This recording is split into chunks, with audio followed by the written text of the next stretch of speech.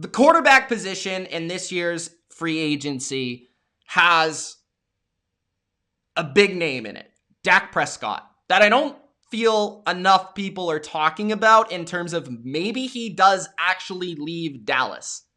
Everyone's talking about Deshaun Watson, but what happens if Dak leaves Dallas? Because another team could pry him away from Dallas that has the money, that has the assets. Could happen. There are also a lot of veteran players in the middle that could be borderline starting caliber, and also players that could be bridge quarterbacks. So let's take a look at the top 10 at the position. So these are my top 10 free agents at quarterback. You have Dak Prescott, who is by far the best UFA quarterback available. He is, in my opinion, an elite quarterback, as in top 10 in this league.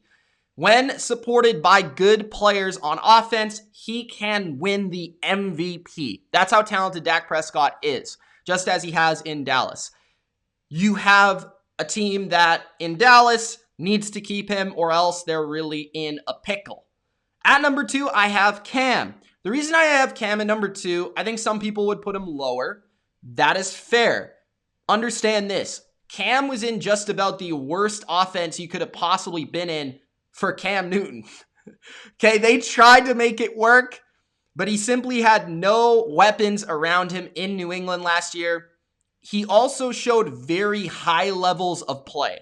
He had a few games last year that were borderline top 5 performance caliber level of play, right? You had the Seattle game, you had the Texans game, you had the Jets game. You had some games last year with Cam that really stood out as, ooh, that could be old MVP Cam Newton. So maybe a year removed, another year of an injury, being healthy, coming into this season, maybe that means Cam is a little bit better physically than he was a year ago.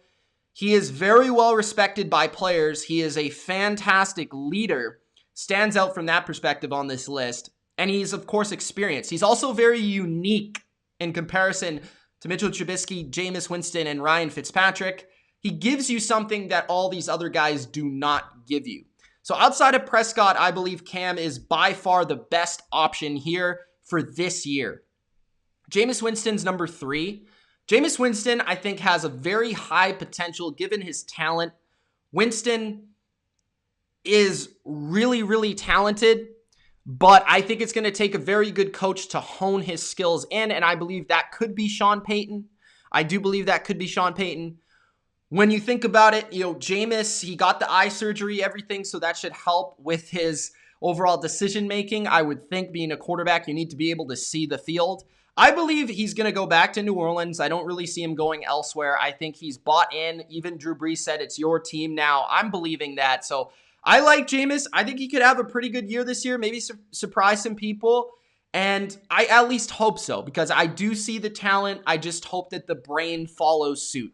Number 4, I have Trubisky.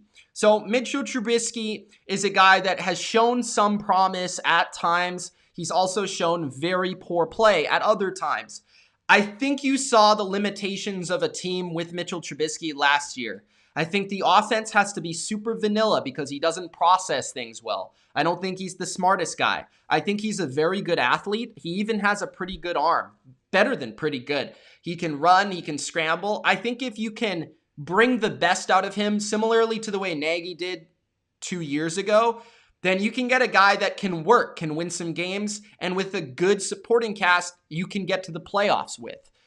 I think Trubisky, with maybe a different scheme, a different coach, a different perspective, and just a fresh start, because he was never really given a chance from the start due to the fact that, you didn't draft Mahomes, you didn't draft Watson, and all the pressure was on Trubisky, and nobody really liked him in Chicago. So I think if he goes elsewhere, he's still young, he still has time to improve, so it's worth the risk. It's worth the investment, in my opinion, because he is an athletic kid and he seems to be a good guy that's willing to learn. At number 5, I have Jacoby Brissette. Reason I have Jacoby Brissette at number 5 is because I believe I have Jacoby and Ryan Fitzpatrick at number 5 and 6. They're kind of swapped. let's take back a look at this quarterback ranking. So I did put Fitzpatrick at 5. So I put Fitzpatrick at 5 because I think if you need to win right now or you're looking for a bridge quarterback, I think he's a better asset for just this year. But I think moving forward, that's why I said number 5, Jacoby. I think you could swap him either way. But Jacoby is a guy that great teammate, great locker room guy, great personality, excellent backup, I think. He's a career backup to me, I think. Maybe he could play and win some few games as a starter, but I don't really see that as a long-term investment, a long-term option for you. But he can bring you some things. He has a strong arm. He's pretty athletic. He can run quarterback sneaks, a little run game here and there, as he does in Indianapolis. So he could be a good backup, very high-tier backup for probably the next, 10 years possibly for a team. I very well could see that with Jacoby Brissette. At number 7, Andy Dalton. Andy Dalton is, I just don't think, I think his days are behind, they're in the past. Andy Dalton was once a good quarterback, once a high-tier system quarterback type of guy. He'd win games in the league, but not very impressive physically. Still has a decent arm, still pretty accurate, but he is a pocket quarterback who is not exactly, Tom Brady, let's just say. Andy Dalton's a guy that you could probably win a few games here and there with if you're in a tough spot. But unless the team is unreal around him, you're not really going to go anywhere with him. So Andy Dalton, I would see a better answer if you're looking for a bridge quarterback. I'd prefer guys like Cam. I'd prefer guys like maybe Winston, but I feel that's more long-term. Trubisky, I think, is a better bridge option because he has more potential. Fitzpatrick has shown better recently, and Jacoby has more potential as well as youth that he could be your backup into the future. So that's why Dalton's only at 7, although he had a couple good games with Dallas last year, but he kind of showed you that he has great receivers in Dallas, and he still was just kind of average. Tyrod Taylor, I think, has gotten all the opportunity in the world to succeed, and he hasn't really been able to do it as of late. He is basically a high-tier backup, high-class backup with experience. He can come in a few games a year and win. Number 9, Joe Flacco. I was actually kind of interested in and kind of, when I saw his name on the free agency list, I was like, Joe Flacco actually played kind of well at times last year. I know that's kind of shocking because I thought he was done, like before he was signed by the Jets, but he came back with the Jets last year and actually played pretty well in spots, in moments with like the worst team in the league. So Joe Flacco, I think, is a decent backup because he's Joe Flacco. I mean, he's won a Super Bowl. He's won a lot of playoff games. He's been in big spots, big moments. He's, of course, experienced. He's smart, all that stuff. So he's going to help a quarterback get better, a young guy. So I like Joe Flacco as a backup. I think that would be a very good investment from a team, especially if you have a pocket quarterback specifically. And lastly, at number 10, Blaine Gabbard. I put Blaine Gabbard at number 10 because I think he has physical tools to be, a borderline, like a few games a year. If your starter gets hurt, I think you can win a couple games because I think Blaine Gabbard has physical tools. Also, Bruce Arians has talked very highly about him as a quarterback, and that's always a good thing. And he's just been learning from Tom Brady. So I think that Blaine Gabbard has been a guy that's always had, the mobility, he's had the arm, but I think he's a guy that has been a backup so long because he's been getting smarter on the way to play football, the way to play in the NFL. And I could see Blaine Gabbard actually having a little bit of a resurgence as like a bridge guy, maybe for like a year or like half a year. I could see that. So that's why I have him at number 10. All the other guys, we'll discuss that on Patreon, but there's not really anyone else to note there. So there's like RG3, there's some other guys, but like nobody really interesting that are worth anything. So actually a list of 10 was pretty good. And it's really like a list of, I would say, 8 overall that are like guys that maybe could have a starting role at this point this season.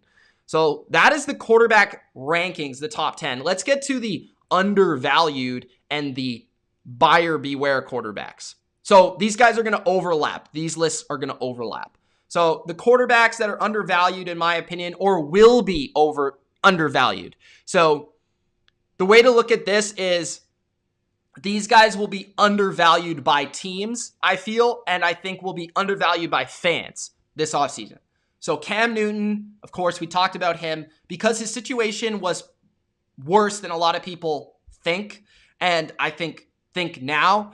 I think Cam can be a guy that this next year, if you give him a couple of good weapons on offense and a good defense, you could get to the playoffs. Like, I think Cam still has that potential. He went 7-8 as a starter on New England with a terrible roster. So I do think Cam overall is being a little slept on. Jacoby Brissette. Jacoby is a guy that, like I just talked about, he is going to be a young career backup that can start if need be. So to me, that's undervalued because you need quarterbacks that can win you a couple games every year if your starter gets hurt.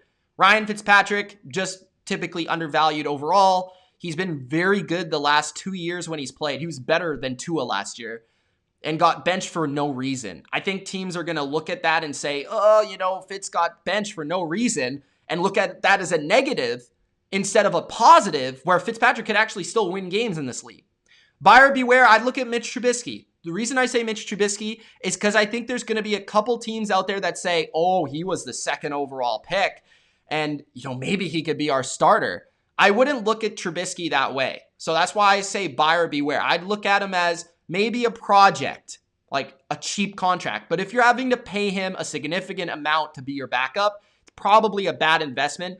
And then Andy Dalton, because of the situation in Dallas that I thought was pretty good, I thought he underwhelmed. I thought the expectation for him was much higher, and he underwhelmed expectations. So those are the 3 undervalued and the 2 buyer beware players.